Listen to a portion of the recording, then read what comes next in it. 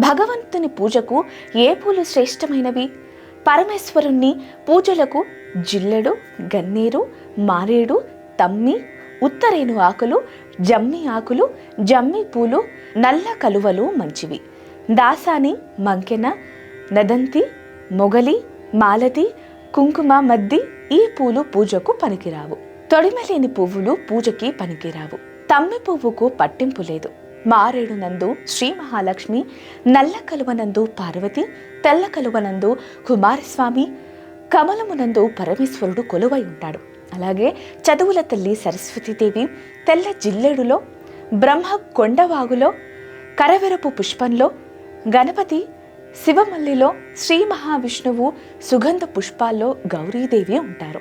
అలాగే శ్రీ మహావిష్ణువుని అక్షింతలతోనూ, మహాగణపతిని తులసితోనూ, తమలా వృక్ష పువ్వులతో సరస్వతీదేవిని, మల్లె పువ్వులతో భైరవుణ్ణి, తమ్మి పూలతో మహాలక్ష్మిని, మొగలి పువ్వులతో శివుణ్ణి, మారేడు దళాలతో సూర్య భగవానుణ్ణి ఎట్టి స్థితిలోనూ పూజించరాదు.